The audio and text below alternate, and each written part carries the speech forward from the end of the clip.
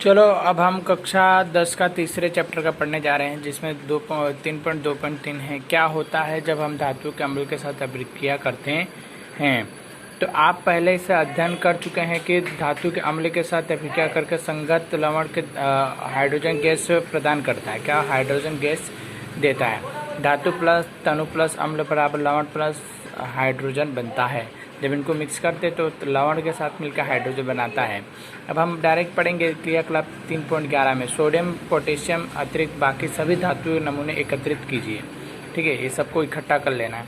यदि नमूना मलिन है तो रेंगल से साफ कर, मतलब जो अगर नमूना आपने सोडियम और पोटेशियम का इकट्ठा किया वो ख़राब है, गंदा है, तो उसको कपड़े से साफ़ कर लेना है। और सावधानीपूर्वक क्या करना है, हमको कार्य करना है।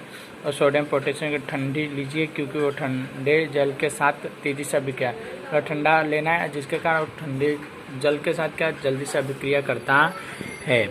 नमूने को अलग अलग हाइड्रोजन क्लोराइड अम्ल युक्त परखनली में डालिए। थर्मल परखनली में इस प्रकार लटका दीजिए कि बल्ब अम्ल में डूबा जाए।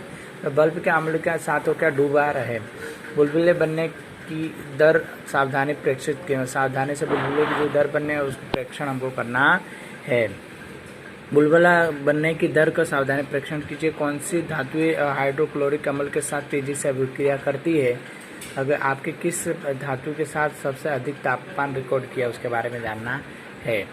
तनु अम्लीय अभिक्रिया के साथ आधारित धातुओं का अवरोधिक क्रम में व्यवस्थित किया, मतलब लाइन से लगा देना है।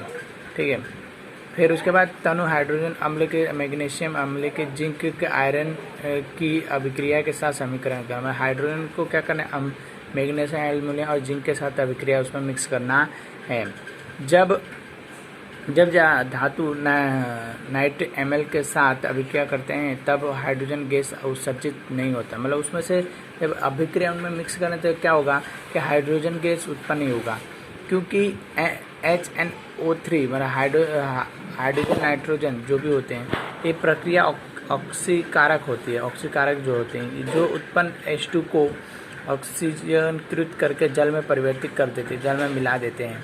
स्वयं नाइट्रोजन के किसी भी हाइड्रोजन में अपरिचित हो जाते हैं, मतलब अपरिचित रूप से गिने जाते हैं। लेकिन मैग्नीशियम और मैग्नीशियम के साथ अभिक्रिया H2 गैस उत्सर्जित करता है, मतलब गैस उत्पन्न करता है। इसके बाद देखें तो बुलबुले में मैग्नीशियम के साथ सबसे अधिक स्थिति है। इसकी स्थिति अभिक्रिया में सबसे अधिक उत्प्रेक्षण स्थिति होता है, जिसमें अभिक्रियाशीलता का इस तरह घटित होता है कि MgLaHgM होता है। कॉपर स्थित ना होने से बुलबुले बनते हैं, और उसमें कॉपर नहीं होता है इसलिए उसके अंदर क्या मिलाने पर क्या बुलबुले उत्पन्न करते हैं, इस प्रकार का होता है वो। फिर देखिए तो उसके अंदर कॉपर की स्थिति ना होने से बुलबुले उत्पन्न करते हैं, ना तो कोई परिवर्तन होता है, मतलब ना उसमें बुलबुले उत्पन्न होने कोई परिवर्तन, जैसा होता है वैसा का वैसा ही दिखाई देता है।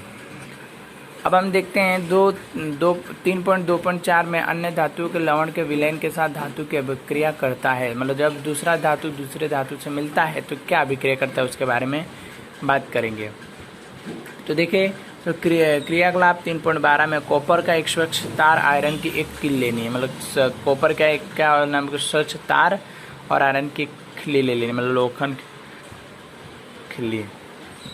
कॉपर के तार के परखनली में रखकर आयरन के सल्फर विलयन के आयरन की कील को एक दूसरे परखनली के कॉपर के सल्फेट के विलयन के साथ डाल दीजिए। 20 मिनट बाद प्रेक्षण रिकॉर्ड किए। आपने परखनली की अभिक्रिया के साथ पता चलता है कि किसी आधार पर कह सकते हैं कि वास्तव अभिक्रिया है, जिसमें क्या आगे आपने प्रेक्षण किया कि 3, 4, 3, 10, 3 में संबंधित स्थापित करती की अभिक्रिया संतुलित रसायन है।